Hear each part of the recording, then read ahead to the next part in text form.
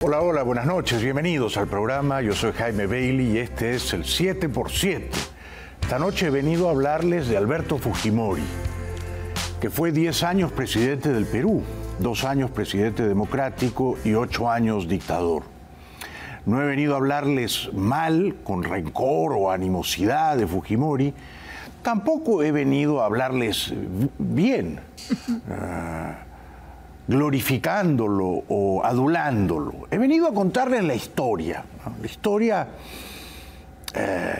periodística, desde la mirada de un escritor. Los papás de Fujimori, ambos, por supuesto, eran japoneses, ¿no? Japoneses de pura cepa. Y yo creo que somos lo que somos por nuestros primeros 10 años de vida, más o menos. Quizá los primeros 8, quizá los primeros 12, y por nuestros padres, ¿no? Por eso me voy a enfocar primero en la infancia de Fujimori y en sus padres japoneses. Naoichi Minami. El apellido de su papá no era Fujimori, era Minami. Minami es un apellido súper común en el Japón, es como García o Pérez en el Perú. Naoichi se llamó su papá. Con 19 años llegó en un barco, pobre, al Perú. Era 1920. Naoichi se casó en el Perú con una japonesa, nacida también en Japón, como él, Mutsue. Al casarse con Mutsue, que vendría a ser luego la mamá de Alberto Fujimori, Naoichi adoptó el apellido de la familia de ella, de Mutsue, y pasó a llamarse entonces ya no Naoichi Minami, sino Naoichi Fujimori o Fujimori. Bien. A principios de los años 30, pobres ambos, ¿no? Los papás de Fujimori eran muy pobres, japoneses que habían llegado al Perú a ganarse la vida honradamente. Naoichi era sastre y la familia vivía en Huacho. Allí en Huacho nace la hija mayor de Naoichi y Mutsue. Se llama Juana. Juana Fujimori, no Juana Minami. Entre nosotros los peruanos, la costumbre es que los hijos llevamos el apellido del padre, que es una costumbre machista, por supuesto, ¿no? Esto debería revisarse. En el caso de los japoneses que habían emigrado hasta el Perú, ocurría que, bueno, Naoichi se casa con Mutsue, toma el apellido de la familia de Mutsue, pasa a ser Fujimori y los hijos pasan a llevar el apellido Fujimori. Muy bien. 4 años después, 1938, en vísperas de que comenzara la Segunda Guerra Mundial, a pocos años de que Japón agrediera con perfidia a los Estados Unidos en Pearl Harbor, diciembre de 1941, nace, y precisamente un 28 de julio, a la 1 de la mañana, Día del Perú, ¿no? De 1938, todavía gobierno del mariscal Benavides, nace Alberto Fujimori. Nace en la pobreza, no ya en Huacho, nace en una hacienda en las afueras de Lima, en una casita que no tenía piso, que tenía un techo precario y con ayuda, por supuesto, de una partera. No nace en una clínica ni en un hospital, ¿no? Estos eran sus padres, Naoichi y Mutsue, y su hermana, 4 años mayor que él, Juana Fujimori. En efecto, se hicieron de un capital, lenta pero tercamente, los Fujimori. Sin embargo, nunca alcanzaron a volver al Japón. Su padre, Naoichi, muere en 1971, con apenas 70 años de edad. No era muy mayor el papá de Fujimori cuando murió. Y en ese entonces Fujimori todavía no se había casado con Susana Higuchi, se casa 3 años después. Todavía no había sido rector de la Universidad Agraria de La Molina. Estaba muy lejos de ser candidato presidencial y contra todo pronóstico presidente del Perú. Es decir que su padre muere antes de ver el éxito inesperado del mayor de sus hijos varones, Alberto. Su padre, que había sido primero sastre, es luego en Lima peón de una hacienda de algodón y le va más o menos bien. Esos primeros años de vida, Alberto Fujimori hablaba con sus papás y con su hermana mayor en japonés. Solo se hablaba en japonés en la casa. Por eso Fujimori estaba perfectamente acostumbrado a hablar, a oír el japonés. Su padre empezó a prosperar de a poquitos, pero el contexto internacional le resultó muy hostil. Su padre, con las ganancias que había hecho como sastre y luego recogiendo algodón, se atreve a poner en la avenida Grau, en La Victoria, en Lima, un taller de vulcanizadora. Es decir, un lugar al que la gente iba con las llantas, los neumáticos averiados. Y en esa vulcanizadora se parchaban, se arreglaban las llantas.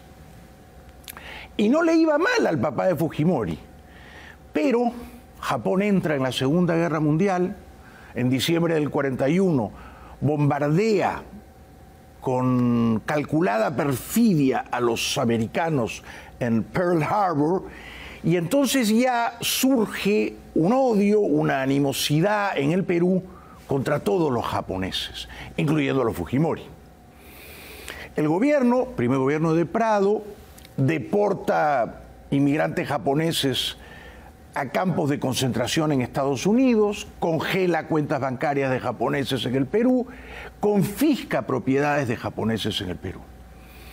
Así fue como el papá de Fujimori, Naoichi, que empezaba a prosperar, vio que injustamente los peruanos sucumbían a la barbarie del racismo y lo dejaban en la quiebra. Le quitaron su negocio de vulcanizadora de neumáticos y sus cuentas bancarias.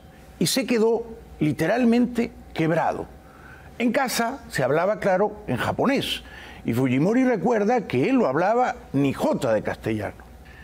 Entonces, quebrado, despojado de su taller de reparación de neumáticos, el papá de Fujimori, de espíritu laborioso, infatigable, no se rinde, no regresa derrotado al Japón y decide que se va a dedicar al negocio de las flores, no a sembrarlas, sino a repartirlas. Florería Fujimori.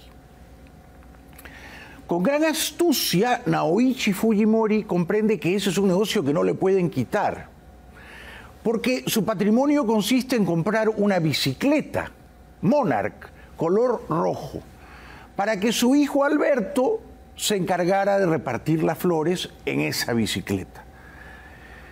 La hermana mayor de Fujimori, Juana, recuerda que Alberto era estudioso, sí, cómo no, pero también se abocaba a los juegos cuando estaba en la primaria en el colegio de Nuestra Señora de la Merced. Fujimori era un estudiante aplicado, resabido, ensimismado, tímido. Quería ser siempre el primero de la clase. Era además un estudiante que fuera del colegio trabajaba, puesto que repartía las flores en la bicicleta roja. Su padre Naoichi comprende que en La Victoria, un barrio popular, y en los barrios aledaños la gente no tiene plata para comprar flores. Entonces, de nuevo, con astucia, se muda a un barrio acomodado, San Isidro, a la avenida Camino Real. Encuentra ahí una pequeña madriguera, pero desde allí su hijo Alberto, en la bicicleta Monarch roja, continúa repartiendo las flores a los ricos y el negocio prospera. Alberto entra a estudiar la secundaria en el Alfonso Ugarte, una gran unidad escolar, una escuela pública en el barrio de San Isidro, al lado de lo que era entonces Sears. No existía, claro, la vía expresa. Y en ese colegio no se distinguía por ser un buen jugador de fútbol, o un atleta. En las competencias deportivas siempre quedaba último o penúltimo, pero sí era muy competitivo académicamente y se obstinaba en ser el primero de la clase. Debido a ello, lo invitan a un concurso radial en Radio Lima, los sábados a las 5 de la tarde. El programa se llamaba Quien estudia triunfa. Y Fujimori va a responder preguntas de conocimiento, de cultura general.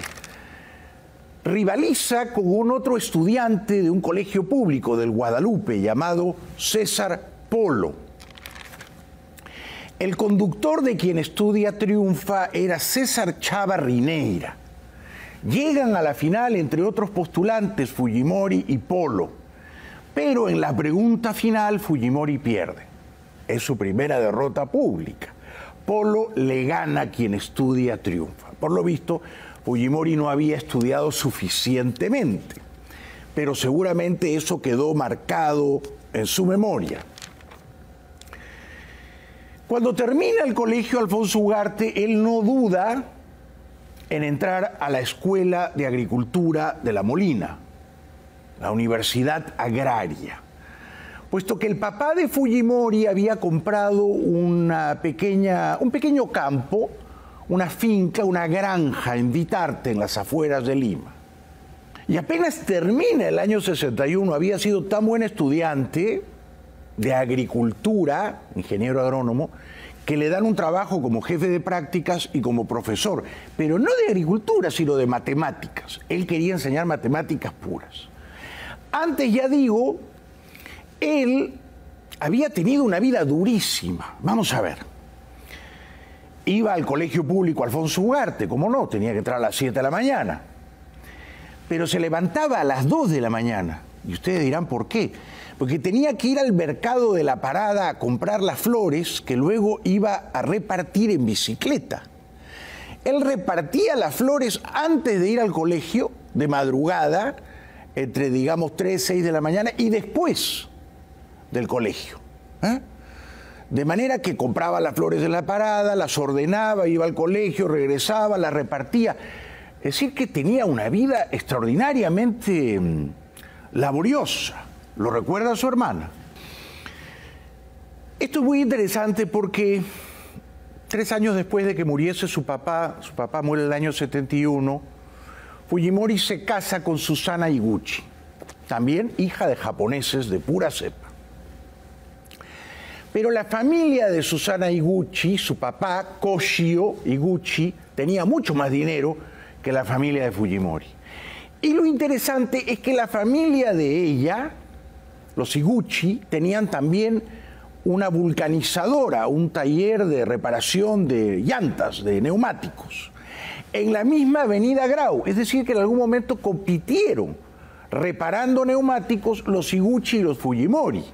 Y allí se conocen, todavía jóvenes, Alberto Fujimori y Susana Higuchi. Los papás de Susana, que tenían mucha más,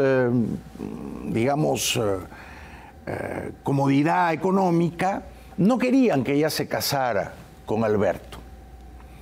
Le pidieron que no lo hiciera.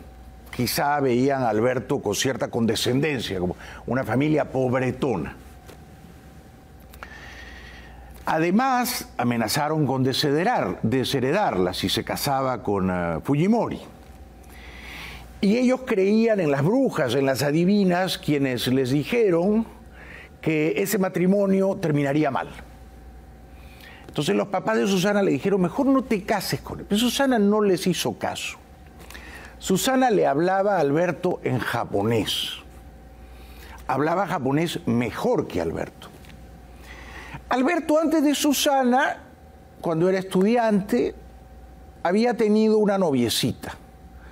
Ella, años después, siendo ya Alberto presidente del Perú, diría que Alberto, como novio, era muy autoritario y él quería decidirlo todo. A qué hora salían, a dónde iban, si iban al cine, qué película veían y después dónde tomaban lonche, todo lo decidía él. Era entonces un pequeño autócrata, ¿no? Encubierto, agazapado, pero había ya una personalidad mandona. en Fujimori, según recuerda su primera novia. El taller de los Iguchi se llamaba El Sol, muy apropiadamente, ¿no?, para los nipones.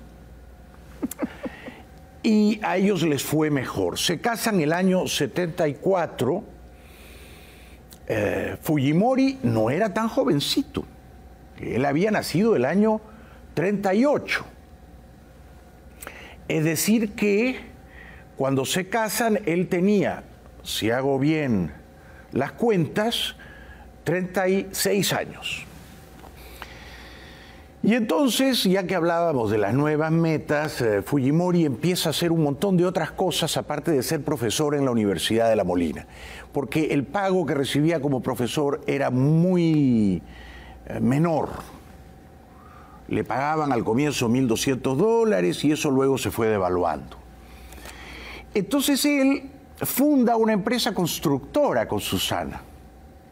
Compraban terrenos baratos, construían casitas simples, rústicas, sin acabados, sin pisos, sin ventanas, sin artefactos de cocina, y las vendían. Y les fue bien. También que en 10 años construyeron entre 30 y 40 casitas. Es decir, que hacían 3 o 4 casas cada año. Y entonces giraba la rueda de la fortuna e iban ganando dinero.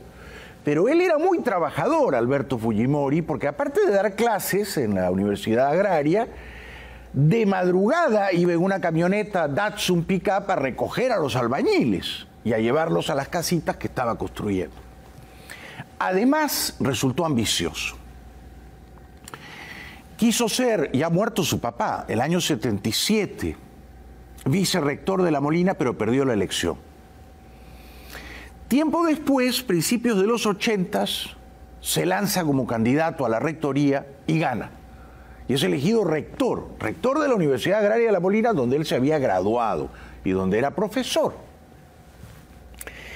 Entonces va a Palacio de Gobierno el año 84 y conoce a Belaúnde.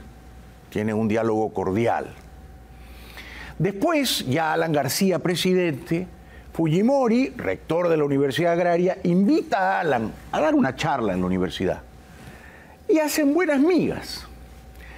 Tanto que Alan, en su primer mandato, claro está, cuando le renuncia a su ministro de Agricultura, Remigio Morales Bermúdez, le propone a Fujimori ser ministro de Agricultura.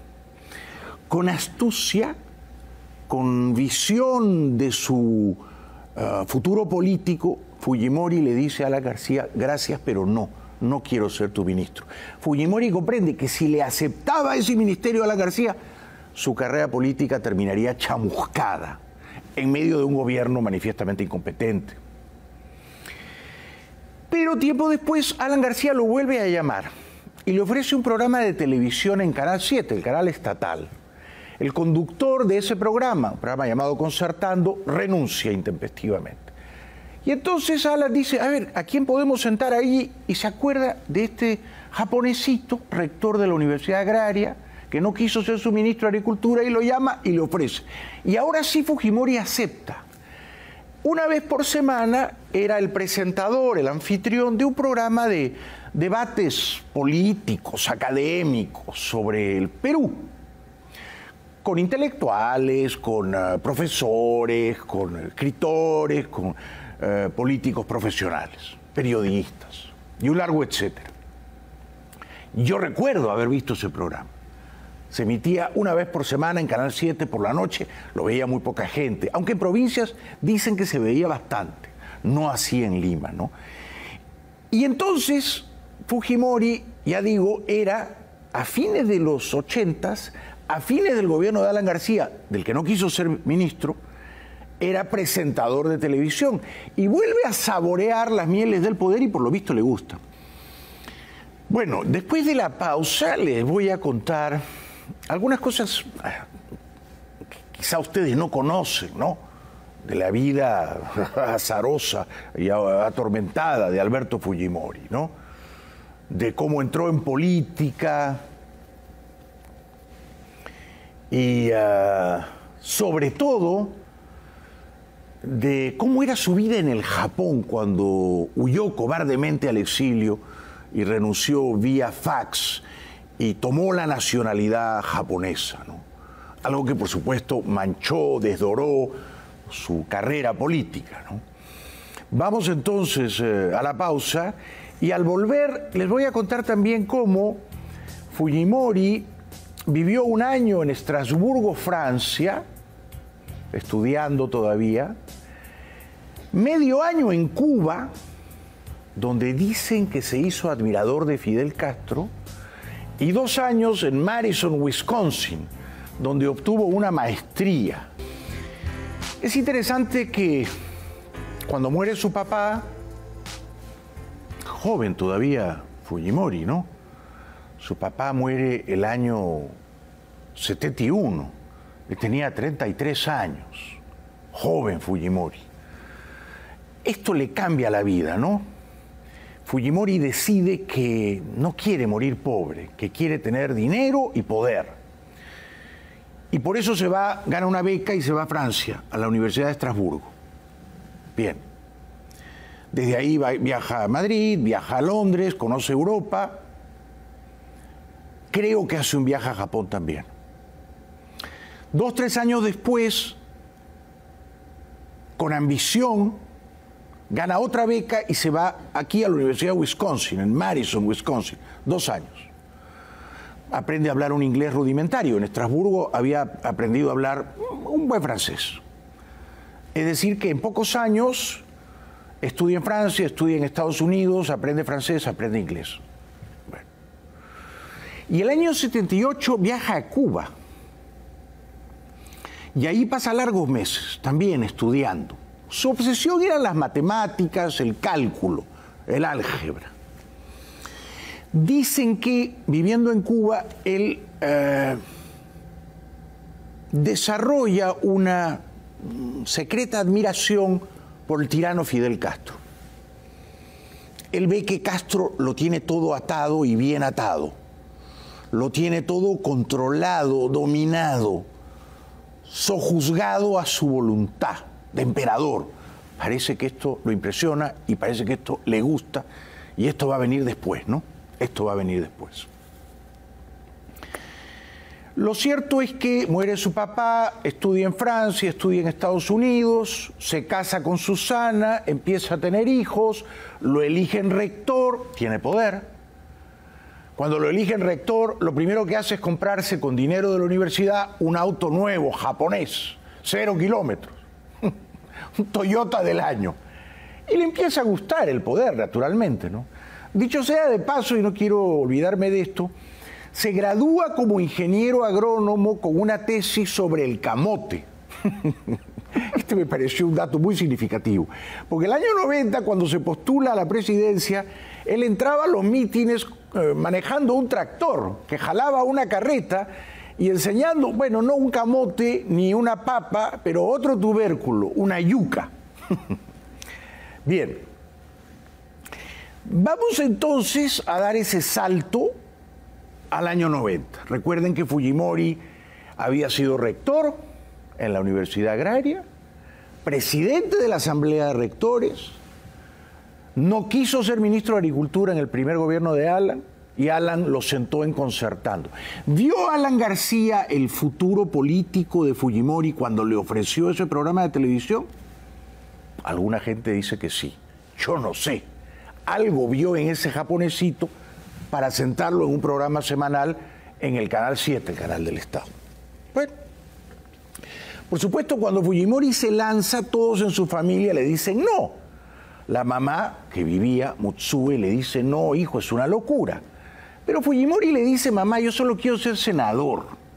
Por las dudas me estoy postulando también a la presidencia, pero mi ambición es ser senador. Sus hermanos Pedro, Santiago, hermanos menores, le dicen, oye, Alberto, es una locura. Susana, su esposa, tampoco estaba tan animada. No se diga ya los suegros de Fujimori, que nunca lo quisieron mucho, ¿no? Pero Fujimori les dice, yo tengo un plan. Yo voy a ser elegido senador porque tengo contactos con la iglesia evangélica. Yo voy a capturar el voto de la iglesia evangélica Son 350.000 personas, con ese voto me eligen senador. De paso, como la ley me lo permite, voy a postular a la presidencia. Se compra un tractor, esta fue una de sus genialidades de campaña, y una carreta. Y entraba a los mítines en los barrios pobres del Perú, manejando su tractor, jalando la carreta, sonriendo. Le decían el chinito. Porque para nosotros, claro, no hay mucha diferencia entre un chino, un japonés, un coreano, ¿no? Chinito. Bueno. Pero en las encuestas no figuraba, estaba en el oprobioso pelotón al sótano de los otros. Bueno. Hasta que una noche, un domingo, César Hildebrand, un gran periodista, dice, bueno, Alberto Fujimori, lee las encuestas, Alberto Fujimori, Mario Vargas Llosa era el primero, por supuesto, segundo quizá era Barrantes, tercero Alba Castro, cuarto Henry Piz, Fujimori 0.6%. Y asoma la cabecita Fujimori. Y desde ahí no para de crecer.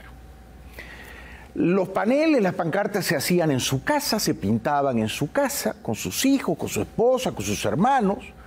Él había dicho que iba a gastar solo $10.000 de su capital, de su patrimonio personal. No era un hombre rico, pero probablemente tenía 10 veces más que eso, o 20 o 30 veces más que eso. Recuerden que había hecho un dinerito vendiendo casas, pero cascarones de casas, ¿no?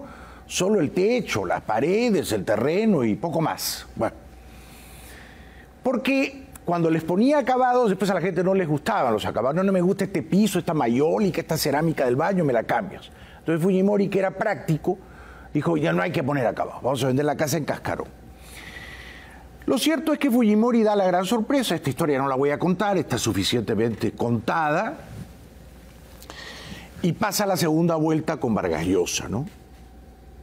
Vargas Llosa había hecho una campaña intelectual, sus discursos eran piezas literarias, ensayos penetrantes, estaba rodeado de la élite empresarial,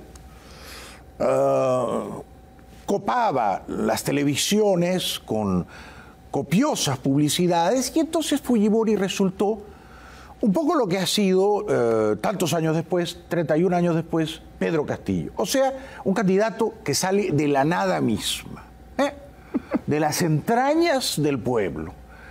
Un candidato del que la gente se enamora, se encariña de él, se encandila con él. Este era Fujimori. Pero tenía cuando quería, el japonesito, el gesto agrio, avinagrado. Y en el debate con Vargas Llosa lo acusó de haber consumido drogas. Pero Vargas Llosa no era un consumidor frecuente de drogas, como podía serlo yo. Vargas Llosa había contado que cuando tenía 14 años y era cadete, o sea, perro del primer año del Colegio Militar Internado de Leoncio Prado, había probado una vez marihuana y no le gustó y nunca más la fumó. Y no sé si cuando era también periodista de La Crónica probó la pichicata, o sea, la cocaína, tampoco le gustó. Pero esto dio pábulo a que Fujimori, ya asesorado por el siniestro, retorcido Montesinos, atacara, golpe bajo, en el debate a Vargas Llosa, sugiriendo insidiosamente que el señor Vargas Llosa era un consumidor, era un drogadicto. Si usted habla de cuestiones personales, usted admitió haber tenido una experiencia juvenil de consumo de drogas. Eso es gravísimo para quien pretende ser candidato a la presidencia de la República. Fujimori ganó holgadamente aquella elección, Vargas Llosa se fue de inmediato y volvió a la literatura. Yo creo que con el tiempo Vargas Llosa sintió que los peruanos lo habían liberado de un peso, de un lastre, que lo iba a hundir para siempre como escritor, ¿no? Alcanzó a salir de la política, volvió a la literatura. 20 años después ganó el premio Nobel. Alguna gente dice que Vargas Llosa odia a Fujimori porque este le ganó la elección. Yo no lo creo. Dicen que Vargas Llosa le tiene rencor a Fujimori. Yo no lo creo tampoco. Pero sí es verdad que el año 92 Fujimori, con apoyo popular, dio un golpe de Estado. ¿Por qué lo hizo? Por varias razones. La primera, porque no tenía mayoría en el Congreso, en diputados y en senadores.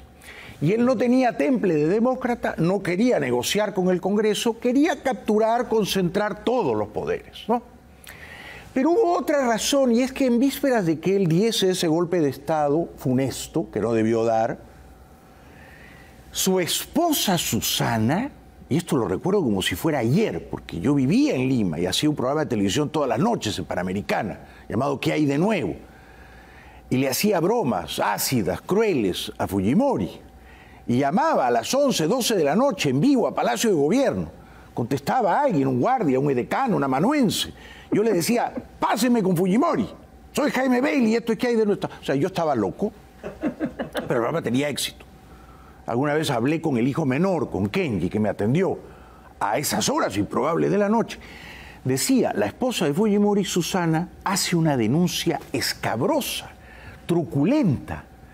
Revela, sin avisarle a su marido, que la familia de su marido, señaladamente su hermano menor Santiago, y la esposa de Santiago, la japonesa Clorinda Ebisui, se estaban robando la ropa usada que donaba Japón para los pobres del Perú. Es decir, miraban la ropa antes de que esa ropa llegase a los pobres y las prendas de lujo se las quedaban ellos. Esta fue la denuncia de la señora Susana Higuchi, esposa de Fujimori, ya Fujimori presidente, año 92, y a pocas semanas de que Fujimori diera el zarpazo bárbaro, cerrara el Congreso, despidiera a los jueces y concentrarse todos los poderes. Bueno, esto fue tremendo, ¿no? Yo estaba en Lima, hacía un programa todas las noches en vivo, con público, en estudio. Recuerdo que me ponía prendas y decía, esta es la ropa japonesa que me pasó el hermano de Fujimori. Fue tremendo. Y Fujimori no aguantaba pulgas, ¿no? Ni menos de su esposa. Fujimori ya tenía personalidad de mandón toda la vida y ya había en él un autócrata, un dictador que quería salir del cascarón, ¿no? La democracia era un corsé, una faja que le apretaba demasiado y Fujimori quería liberarse de ella, ¿no? Y no tenía sabiduría histórica y no tenía refinamiento democrático, nada de eso. Entonces, ser un dictador le parecía el paso natural, consustancial a su carácter, a su personalidad, ¿no? Así que no solo cierra el Congreso con vasto apoyo popular, la plebe aplaudiéndolo, sino que poco después capturan al satánico líder terrorista Abimael Guzmán. Este fue, claro, un momento cumbre en la carrera política de Fujimori, que lo anunció así. Entonces, muchos años después, refugiado en Tokio, Japón, Fujimori recordaría en una entrevista raramente propalada o difundida que ese fue quizás su momento de gloria. Cerró el Congreso, capturó al líder de la banda terrorista Sendero Luminoso y él dice que en las calles los peruanos lo vivaban, lo saludaban con profunda devoción, lo endiosaban casi. Yo también lo recuerdo. Yo me fui ese mismo día. El 6 de abril, dice, no, yo me fui el 5 de abril, creo, en la noche. Corrí al aeropuerto, tomé un avión, le dije a mi novia, tú vende el apartamento, vende el auto, yo no vuelvo más aquí. Porque el canal donde yo hacía mi programa estaba tomado por soldados. Yo recuerdo que hablé por teléfono con el dueño del canal y le dije, pero ¿tú pretendes que yo entre al estudio y haga mis bromas contra Fujimori delante de 10 soldados con ametralladoras? No, no lo voy a hacer, el programa se terminó. Además, las televisoras apoyaban el golpe, respaldaban a Fujimori, como buena parte de los peruanos, pero ya ese es otro tema, ya no quiero entrar ahí, ¿no? Lo interesante es que quien ya no apoyaba a Fujimori era su esposa Susana. Fujimori le había declarado la guerra fría a Susana y se iba a vengar minuciosamente de ella. Susanita Higuchi, la hija de Koshio, a quien él conoció en la avenida Grau, en La Victoria, cuando el papá de Fuji, Naoichi, tenía un taller de neumáticos y el papá de Susana tenía otro, pero al que le iba mucho mejor, el taller El Sol, también de reparación de neumáticos. Ahí se conocieron. a pocas cuadras del Jirón Guatica, que era la calle de las prostitutas, la calle a la que iba todos los sábados Vargas Llosa. Ahí se conocieron. Fujimori había nacido 2 años después de Vargas Llosa. O sea que de repente, un sábado, Fujimori tenía 12 años y Vargas Llosa con 14 llegó a Jirón Guatica, a la calle de las putas francesas, ¿no? De repente, Fujimori lo vio. No sabía que muchos años después ese muchacho que iba a entrar al burdel iba a ser su rival en unas elecciones presidenciales. Fujimori, por cierto, no entraba a los burdeles, no iba a los meretricios. No quería tener ninguna forma de comercio sexual con las prostitutas. No por avaro, sino porque creía, y así le habían dicho sus papás, que si él se acostaba con una prostituta quedaría ciego. Y que se sepa, no quedó ciego. De modo que hay que suponer que nunca estuvo con una prostituta del Jirón Guatica, ¿no? Así las cosas, Fujimori, años después, da una entrevista a una poderosa cadena de televisión aquí y demuestra que cuando estuvo en Madison, Wisconsin, estudiándose una maestría, aprendió un inglés decoroso. Me llamo Alberto Fujimori. Sí, ese soy yo. Okay. You understood what did I mean? My name is Alberto Fujimori, that's me. Yeah. Y entonces luego lo intenta de nuevo, estuvo en un café y dice, esto me está resultando difícil. Esto es interesante, ¿eh? Porque Fujimori se jactó siempre, sobre todo cuando ganó la presidencia el año 90 y fue reelegido en el 95, que él era un matemático metido a político, por lo tanto que él era un analista frío, racional, que era un experto en calcular, que era un calculador, un ajedrecista de la política. Y así se vendía él. Y esta era la fama que tenía. El frío calculador de la política, que raramente se equivocaba. Pero ¿qué estaba pensando el calculador, el matemático, el ajedrecista Fujimori cuando interrumpió su exilio dorado en Tokio, ya siendo ciudadano japonés, habiéndose postulado al Congreso japonés, teniendo novia japonesa, teniendo fortuna escondida en el Japón, para decir, no, vuelvo a América del Sur, primero a Chile y después al Perú a ser presidente? Ese fue un mayúsculo, monumental error de cálculo, monumental, que le ha costado 15 años o más en prisión. Debió quedarse, por supuesto, en el Japón. Ya había estado en el poder, y en el poder omnímodo, es decir, sin restricciones, ni frenos, ni contrapesos.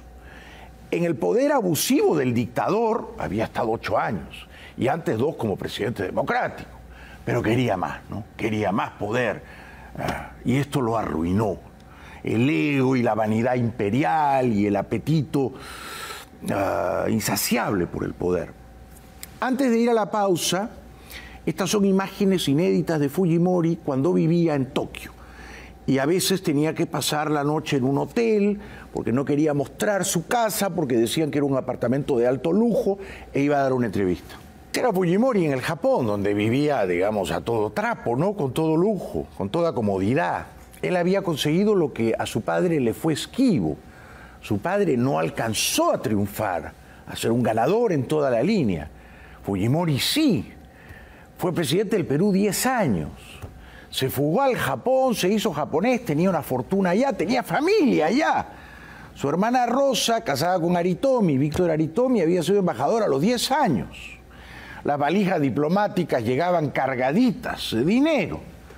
¿Por qué no se quedó allí Fujimori si sabía que la justicia peruana lo perseguía con celo, con rigor también? Porque quería más poder, más gloria,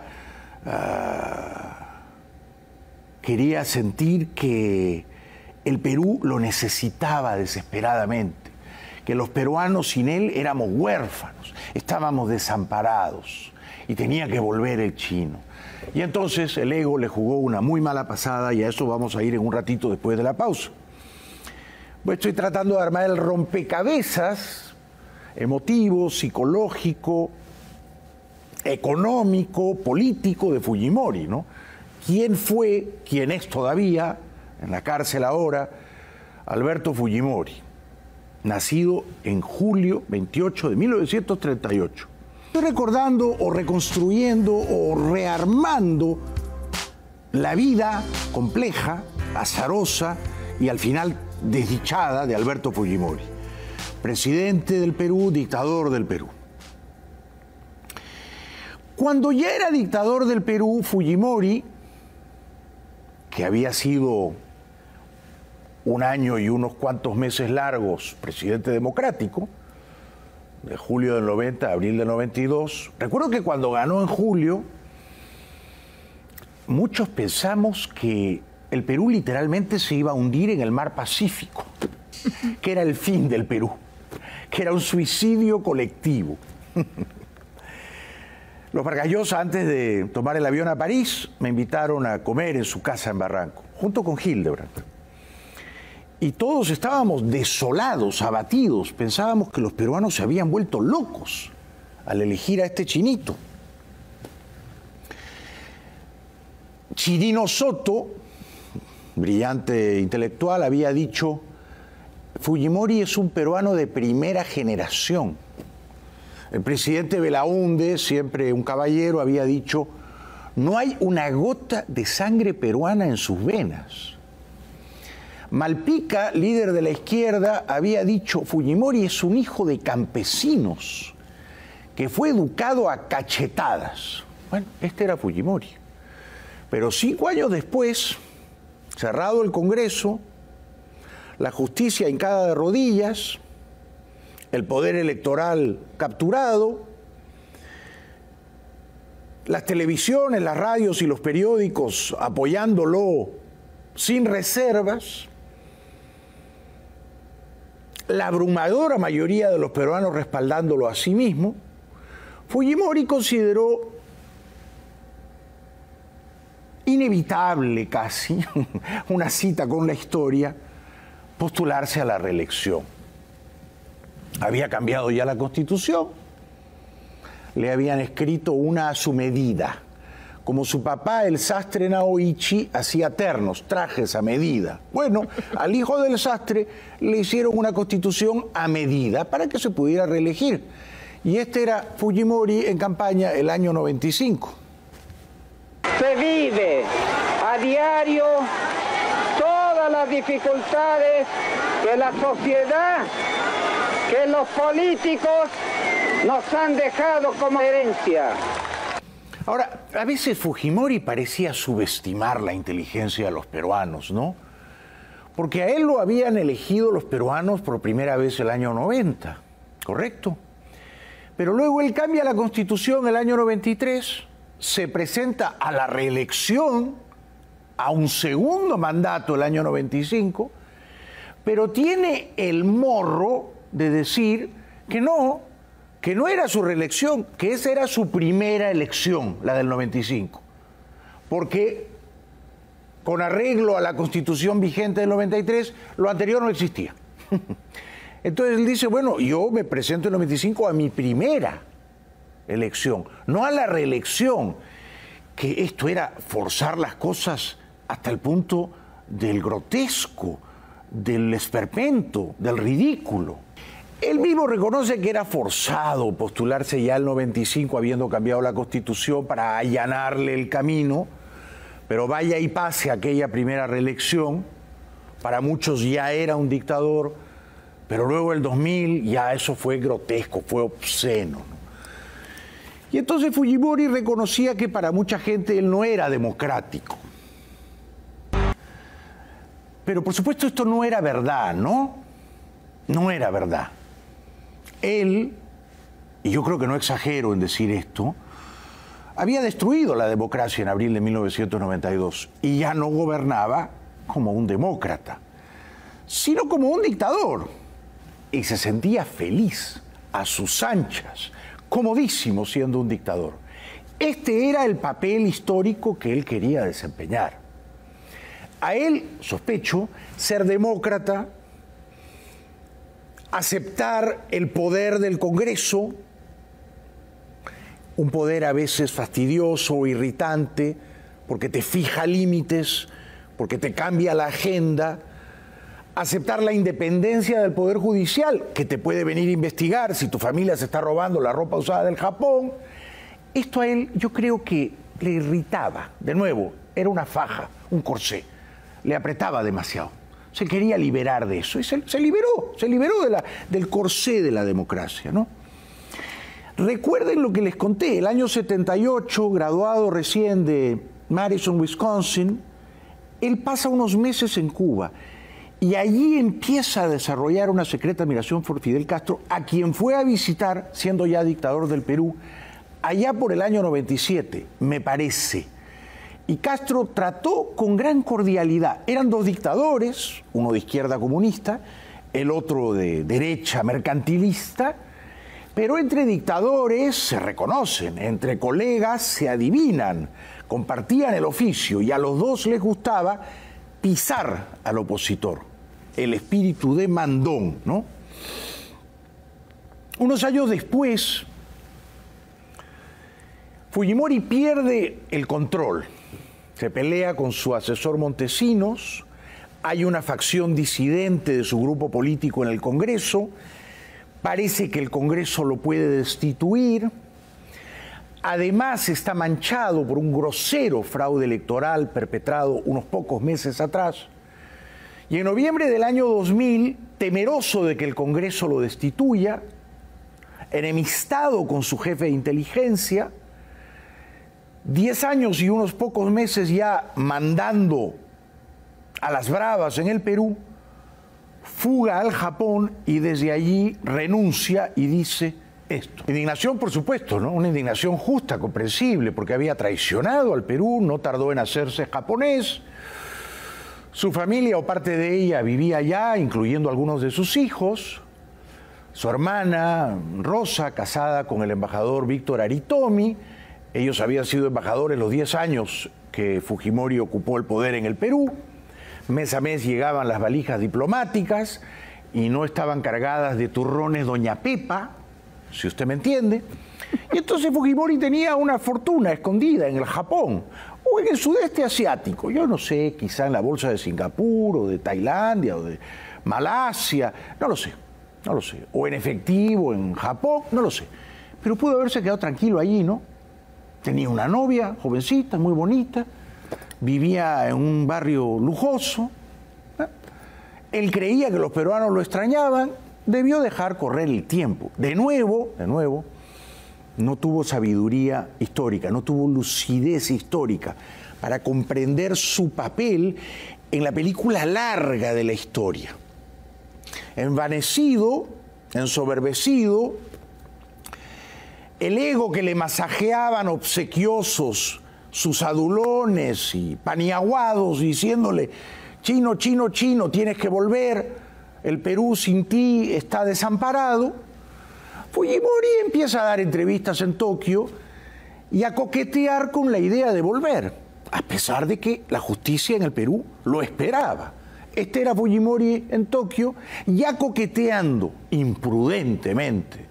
De haber sido sabio, y no lo fue, de haber sido un calculador frío, un matemático preciso, y tampoco lo fue, se hubiera quedado en el Japón. Por lo menos se hubiera quedado en el Japón una década, hasta el 2010, mínimo, y tal vez hubiera intentado lo que hizo con gran sagacidad Alan García, exiliado en París. Solo volver al Perú cuando los juicios habían sido sobreseídos, habían prescrito, cuando ya no había un juicio contra él. Fujimori se sobreestimó y subestimó a los gobiernos de Santiago, la señora Bachelet, y de Lima. Y él estaba seguro de que volviendo a Lima sería elegido por un aluvión de votos como presidente. Cuando la justicia peruana denodadamente pedía la extradición del prófugo Fujimori, buscado por Interpol, acusado de crímenes de lesa humanidad contra los derechos humanos, la justicia del presidente Paniagua, luego la justicia del presidente Toledo, un portavoz del gobierno japonés decía una y otra vez que el Japón protegía a sus súbditos. Fujimori Alberto era un súbdito del Japón, se había hecho ciudadano japonés, quizá había sido ciudadano japonés antes del año 90, cuando se postuló a la presidencia del Perú, y mucha gente buscaba su pasaporte japonés para hundirlo y nadie lo consiguió, no lo sé. Pero debió haberse quedado en el Japón. No habría ido a la cárcel nunca. Estaría vivo y disfrutando de unos años tranquilos de senectud en el exilio dorado. No lo hizo, aunque Japón lo protegía. ¿Por qué no se quedó en el Japón? Era japonés, tenía familia allá, tenía novia linda, tenía un montón de plata escondida y era popular, era famoso, la gente lo reconocía en las calles. Era un héroe para los japoneses, alguien que había llegado a la presidencia en un territorio de ultramar, en la América del Sur, al otro lado del Océano Pacífico. Presidente del Perú, alguien que había liberado a los rehenes en la embajada japonesa en Lima. Los japoneses lo trataban como a un héroe y se paseaba por las televisiones del Japón como una celebridad. Y hablaba en japonés, lengua materna, lengua que aprendió a hablar en casa de sus padres, más o menos fluido, y la gente lo quería. Lo querían allá en Japón. ¿Por qué no se quedó allá? Por obstinación, por ego. El ego es un veneno, el ego te intoxica. Por angurriento. ¿No estaba contento con haber ocupado el poder 10 años? No, quería 10 más. Y entonces, claro, no apreciaba que Tokio lo tenía todo, hablando en japonés y recordando cuando era estudiante, a veces tenía que defenderse a golpes. La gente lo aplaudía y se reían de sus chistes. También recordaba Fujimori en esta entrevista risueña, con unos anfitriones que le festejaban las bromas, las humoradas, que cuando se lanzó como candidato presidencial, su familia, su propia madre, Mutsue, se oponían. Hasta ahí llegó la gloria de Fujimori. Luego vino el crepúsculo, sobrevino el ocaso, la larga, torturada desdicha, la larga noche de la justicia que lo apresó en Chile y Fujimori sigue confinado en un calabozo. Veamos a continuación 7 videos más o menos reveladores de la vida de Alberto Fujimori. No necesariamente humorísticos, aunque quizá alguno de ellos sí. En el puesto número 7, el entrañable periodista, que en paz descanse, Martínez Morosini, anuncia en 1995, ese año yo ya me había mudado aquí a Miami, después de 3 años viviendo en Washington, que Fujimori había ganado las elecciones en el Perú, las presidenciales, con 60%. En primera vuelta, exonerándose de ir al balotaje con Pérez de Cuéllar, un peruano ilustre que fue derrotado, lo mismo que Vargas Llosa, por el señor Fujimori. No le bastó con esa primera reelección. Quiso una segunda reelección fraudulenta el 2000 y después desde el Japón quiso volver al poder y todo eso lo hundió. En el puesto número 6, ya desde Japón, Fujimori tomaba distancia de su ex asesor Montesinos y decía que él no tenía nada que ver con esos dineros robados del siniestro jefe de inteligencia. Es cierto que nunca le encontraron a él dineros robados, no por eso podemos saltar atropelladamente a la conclusión de que Fujimori no escondió una fortuna con ayuda de su hermana Rosa en Tokio, ¿no? Como mucha gente bien informada cree. En el puesto número 5, en Chile ya detenido, entiendo que con arresto domiciliario, Fujimori, dándose la gran vida, acompañado de su hijo menor Kenji, daba esta última entrevista antes de ser extraditado a Lima y se preocupaba mucho por su imagen, por la luz, si estaba sudando o no. y fue extraditado y desde entonces, han pasado muchos años ya, está preso en el Perú. Pero antes, cuando todavía era un hombre libre en el Japón, reclamaba su derecho a aspirar a la nacionalidad japonesa. Y de hecho hasta se postuló al Senado del Japón. En el puesto número 3, Fujimori, hablando en japonés en un programa de la farándula del show business en Tokio, recordaba que había sido profesor de matemáticas. En el puesto número 2, el señor Fujimori, cuando era un dictador muy popular, por cierto, en el Perú, dictador popular, dictador con apoyo popular, dictador elegido por el pueblo. Y entonces, si fue elegido por el pueblo, dirá usted, ¿no era un dictador? No, lo eligió el pueblo y gobernó luego no como un demócrata, sino como un dictador. Pero esto es otra discusión. En Londres, en una suite majestuosa, pagada por supuesto con dineros públicos peruanos, Fujimori se dejaba caer en una cama, arrellanado en ella, al tiempo que las periodistas peruanas que habían viajado con él en su comitiva, las famosas geishas, se fatigaban en casi abanicarlo. Esta es la famosa escena de Fujimori y sus geishas, grabadas por el pequeño Kenji. Ahí estaban ellas, dos reporteras que se dejaron seducir por el poder, dejaron de lado toda objetividad periodística y abandonaron los micrófonos para compartir, entre otras cosas, un desayuno en Londres con el expresidente y en su propia cama.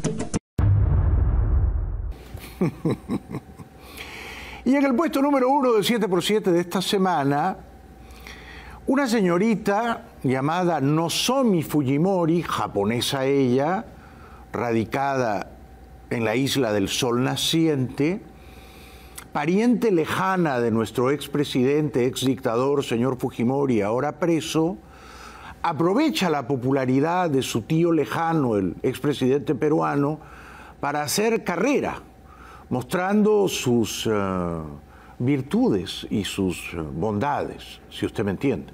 Nozomi Fujimori, japonesa, sobrina lejana de Alberto. Si ella se lanza a la presidencia del Perú, sospecho que gana, a diferencia de su prima lejana Keiko. Esto ha sido todo por hoy. Gracias por acompañarnos. Gracias a los directivos del canal. Gracias a mi queridísima amiga y productora, Jimena Ruiz Rosas, pero sobre todo a ustedes.